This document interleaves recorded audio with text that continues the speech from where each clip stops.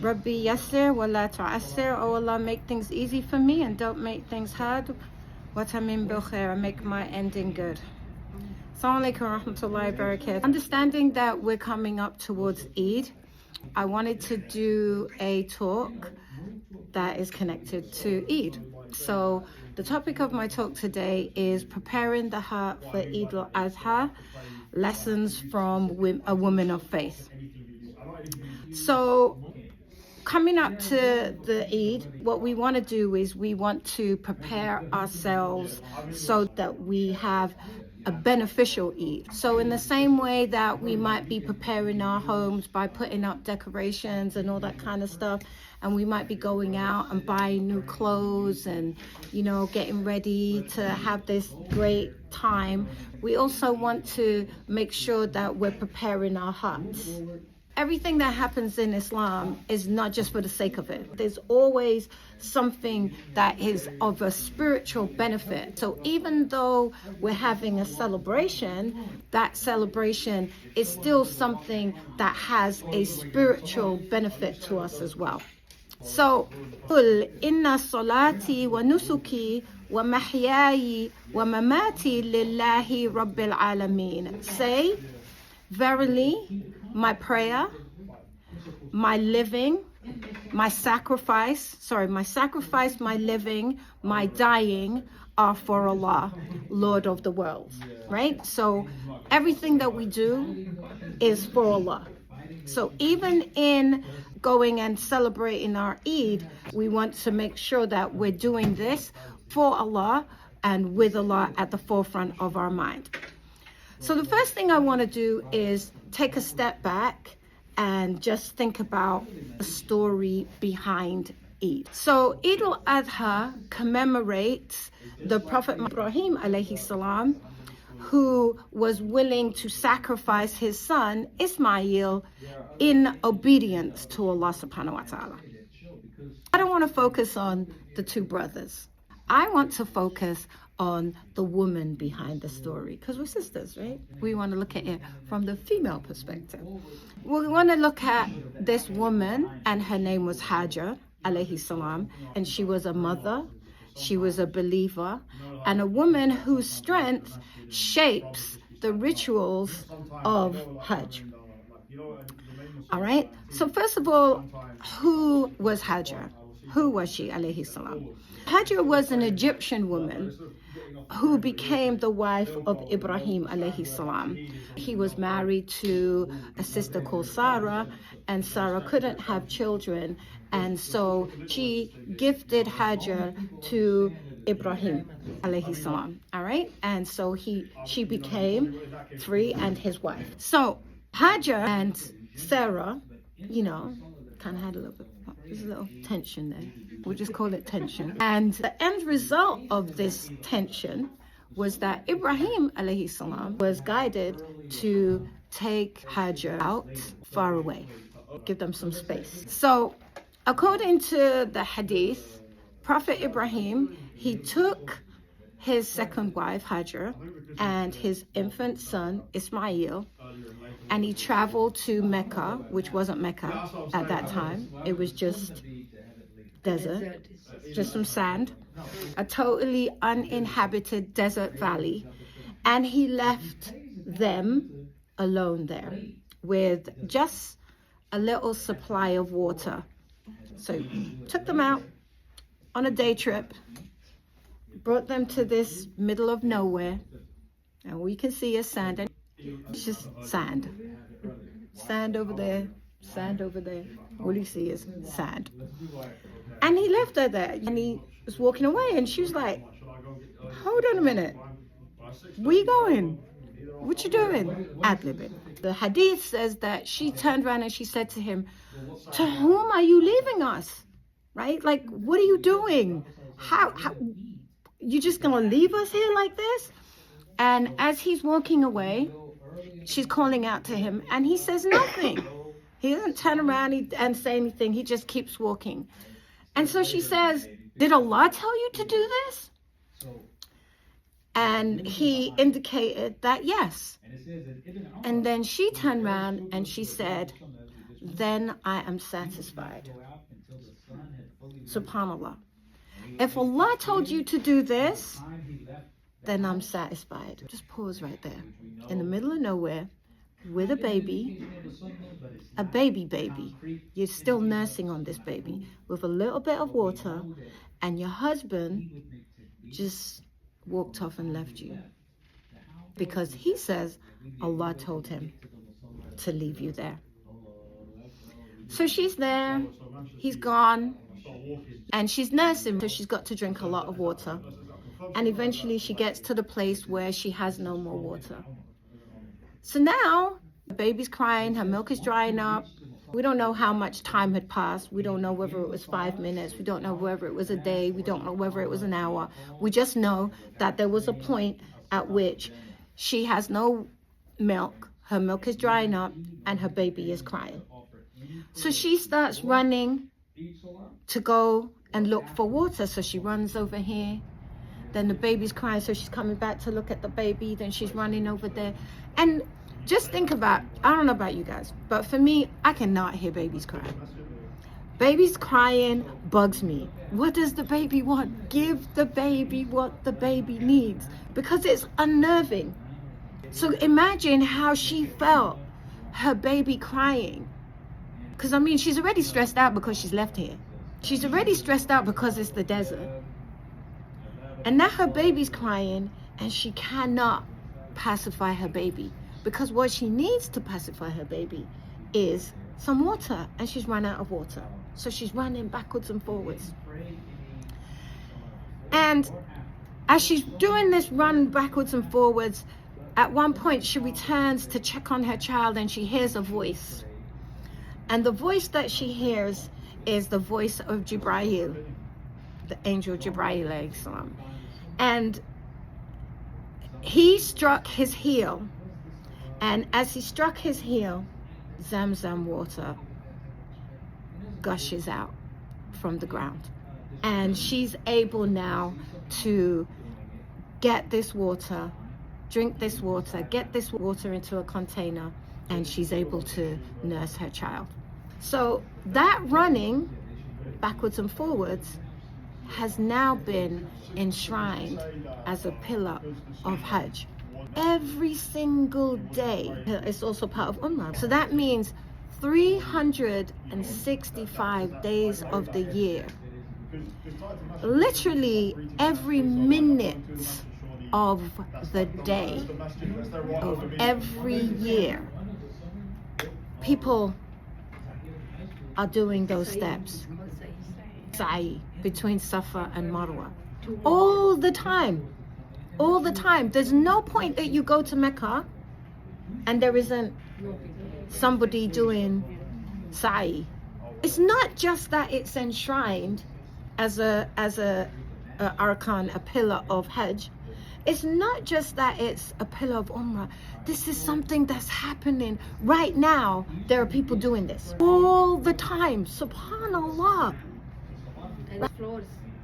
How amazing. How amazing. And then, so that in itself is amazing. But then this water that flowed at that time is still flowing today. Continuously. Feeding an entire city. So, I want you to just stop for a moment and think, are there places in your life where you feel like you've been left in the desert? Are there moments, have there been moments in your life where you feel like you've been abandoned? What would it look like for you to respond the way that Hājar did? What would that look like for your situation and whatever your desert is? How would that look? How would it look for you to trust in Allah that this is from Allah? Allah, whatever this is that I'm going through, I know it's gonna be okay because it's from Allah. And Allah wouldn't give it to me if it wasn't gonna be beneficial to me and if I wasn't gonna be okay. SubhanAllah. Because it's so easy when we get these stresses, and we get them all the time, right? And then we spiral off into this crazy, oh my God, what am I gonna do? The world has ended. You know, me driving down the road today, my car was like, and then it just literally died, and I like rolled off to the side. And I could have been like, oh my God, that's it, I'm not coming.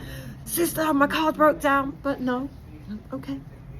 Take a moment, because in that pause, when you believe that it's from Allah, then you can think logically. Then the panic can subside and you can move through it.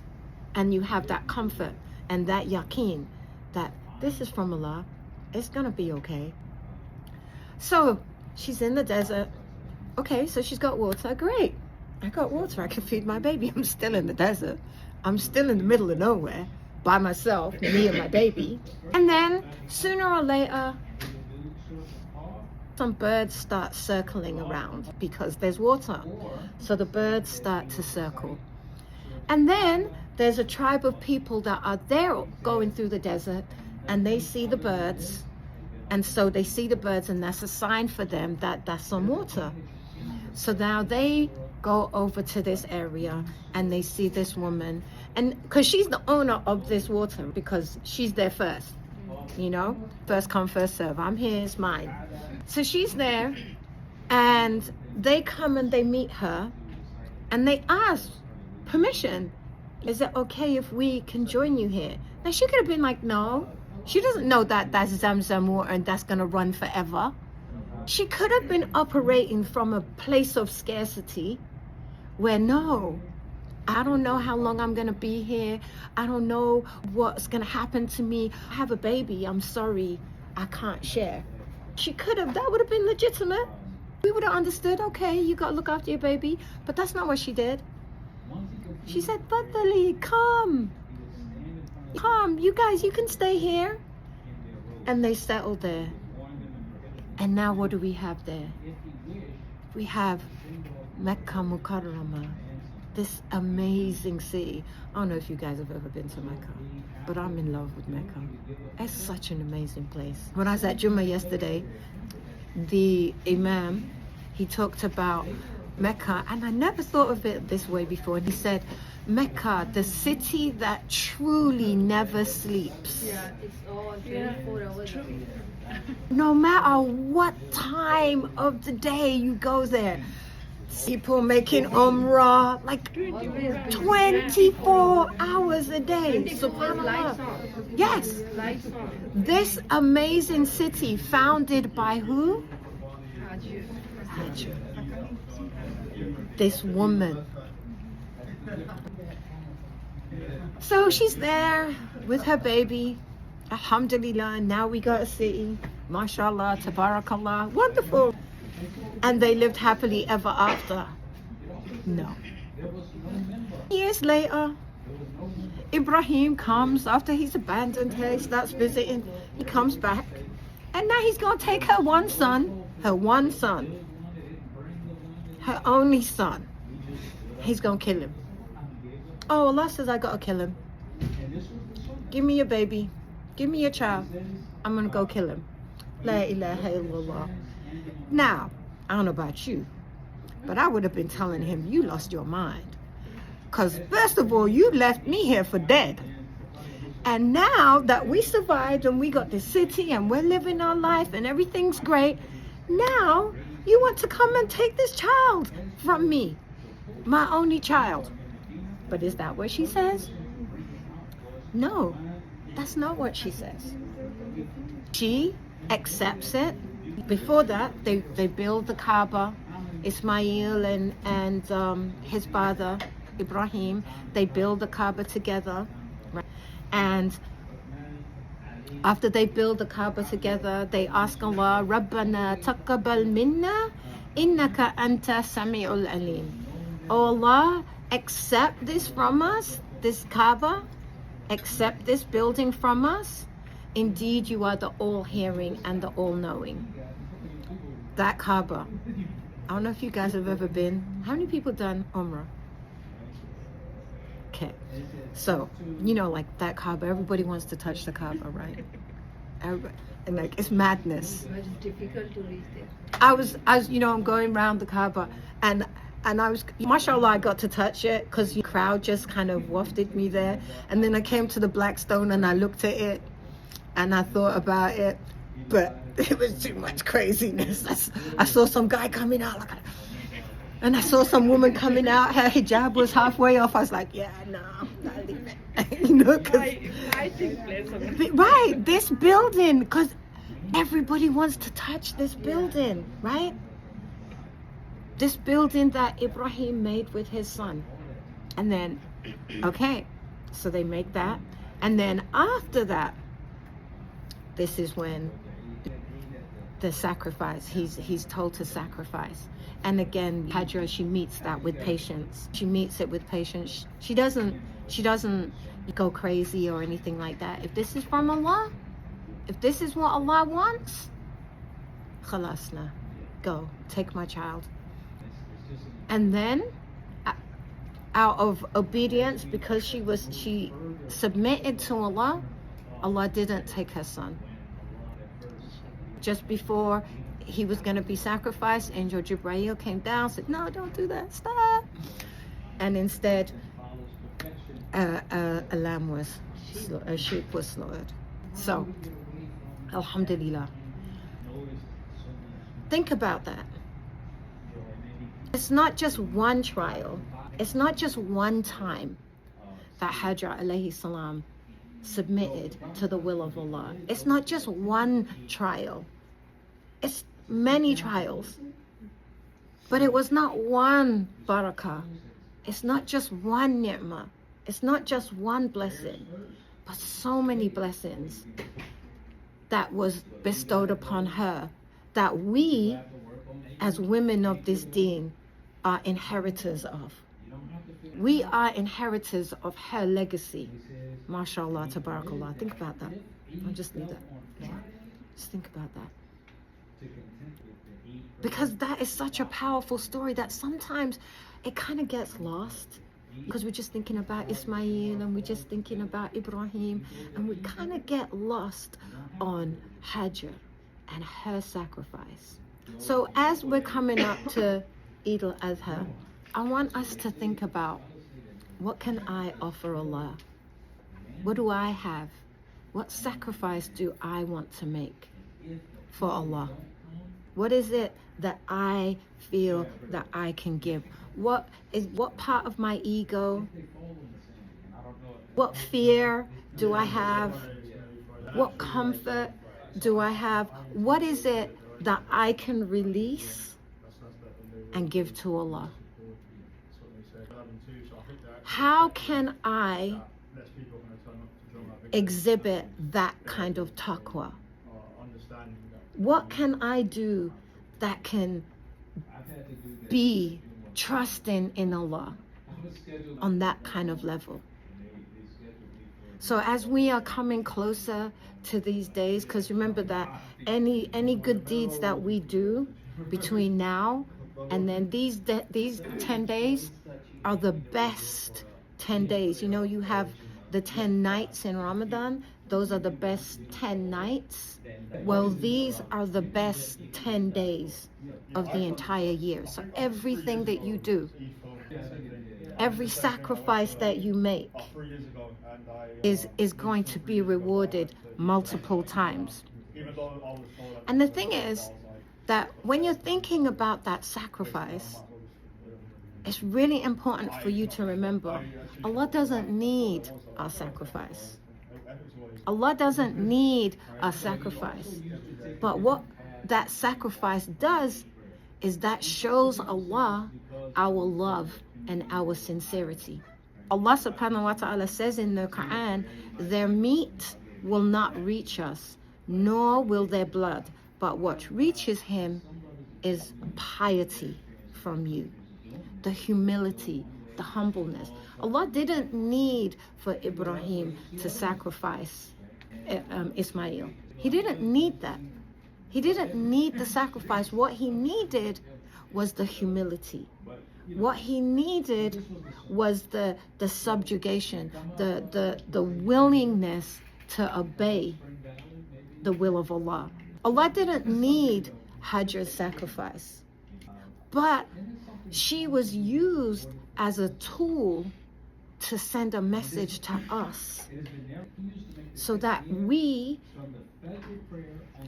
thousands, hundreds of years later, can every single year, once a year, sit down and ponder on our mother, Hājar alayhi salam, and her sacrifices, and think about what can we do that can come close to even matching her sacrifices.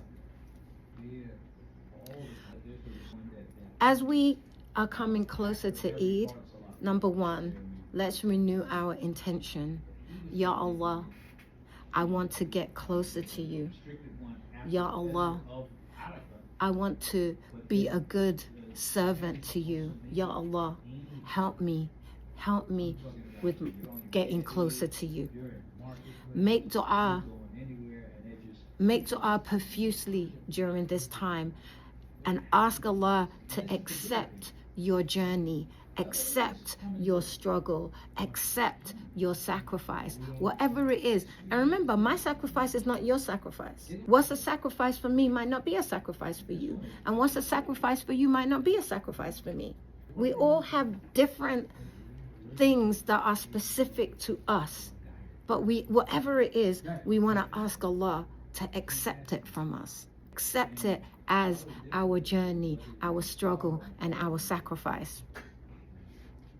Whatever you give it with love. Give it with love and give it for Allah. And give it understanding and knowing that Allah subhanahu wa ta'ala is going to return it with abundance. I remember once someone asked me, they said, Khalida, have you got $10? I'm like, yeah, I got $10, and I gave them my $10. And when I gave them my $10, I'm like, wait, that was my last $10. I'm like, oh, okay. I mean, after I given it, I'm not gonna be like, oh, give me back. So they got my, I gave away my last $10. Wallahi, by the end of the day, I put a jacket on. I found $20 in my jacket pocket. I was cleaning up my house. I found another $30 cleaning up my house. Wallahi, I'm not even lying. That money just came back to me. So when you give with love and give with happiness, and understand that when somebody asks you for something, that's a mercy on you. Don't look at it as, oh, I'm giving you, I'm helping you. No, they are helping you. It's said that there's going to be a time where the Muslims will want to give sadaqah. They will want to give charity, and there'll be nobody, they can't find anybody to give charity to. So if you get the opportunity to give it happily and give it with love. This is a big one, even for me. SubhanAllah. Forgive someone. Allah put this message for me because just yesterday I said, I'll never forget them. But if I'm telling you to forgive, then I have to forgive too. Forgive someone, because Eid is a time of mercy. Because when we think about this story and we think about Hājar alayhi salam, we can see the mercy of Allah subhanahu wa ta'ala in everything that happened, right? So much mercy. So much mercy. And we just want a little tiny bit of that. So, if we want Allah to forgive us, then we have to forgive others. You're supposed to forgive even if they talk badly about your religion. Allah protects our religion. So, just because I forgive you doesn't mean I forget. And just because I forgive you doesn't mean I'm going to give you the opportunity to do it again. Right? Just forgive and move on. It's hard. I'm working on it. I'm working on it. And reflect on what you've learned. Reflect on what you've learned over and over again, because the beauty of the Qur'an, the beauty of the stories of Islam is that you reflect on it today and you get one lesson. Then you reflect on it tomorrow and you get another lesson. And you reflect on it next week and you get another lesson. And no matter how many times you reflect on it, there's always a new lesson. That is the miracle of the Quran. That's the miracle in Islam, is that there's always, we're never done. We're never done. So reflect on what you've learned and reflect on how can I take this and put it into my life? How can I take what I've learned today and apply it in my life in a way that's going to change my life? That's going to change me in the eyes of Allah. That's going to bring me closer to Allah subhanahu wa ta'ala. So, as part of our reflection, let's think about this legacy of this incredible woman whose name was Hājar alayhi salam. She taught us, number one, how to move with taqwa, how to move with trust in Allah. Even when we don't know what the outcome is, and not only do we not know what the outcome is, but the outcome looks bad. Being left in the desert by yourself with a baby looks bad. That looks like I'm gonna be food for the vultures. So trust in Allah even when the projection looks really bad. That's number one. Number two, as a mother, your child, your children, release them to Allah. Allah is in control of this, Allah is the controller of our affairs. One of the hardest things to do, because we want to manage our children like this. But sometimes we have to step back and give them to Allah. And then, don't act from a place of scarcity. Even though it might feel like, yes, you need everything that you have, understand that when you give, Allah's going to give you more. When she shared her water, and now look at the abundance that Allah gave her. All right? So with these lessons, with these reflections, I just want us to make sure that when we are moving through these next few days, and as we celebrate our Eid, that we celebrate it moving into a chapter of courage, clarity, and connection with Allah subhanahu wa ta'ala. I ask that Allah subhanahu wa ta'ala accept everything that I have said. Anything that you got from me today that was good, it was from Allah subhanahu wa ta'ala, and any incorrections, anything that I said that was wrong, then that is me and my flaw as a human being. And this message is to me first before it's to you. This message was for me, from Allah to me, and I'm sharing Allah's message to me with you. O Allah, prepare our hearts for your nearness. O Allah, allow us to walk into Eid with trust like Hājar. O Allah, allow us to release the weights that weigh us down like the mother of Ismail. O Allah, give us sincerity. Let our Eid be accepted. Let our ibadah over these next 10 days be accepted. O Allah, purify our intentions and let our joys be multiplied. Make us women whose names are known by the angels and whose hearts are known by you. O Allah, please give us the strength and the guidance to always be coming closer to you and I ask it with sincerity and humility. Subhana rabbika izzati amma yasifun wa salamun al mursalin walhamdulillahi rabbil alamin.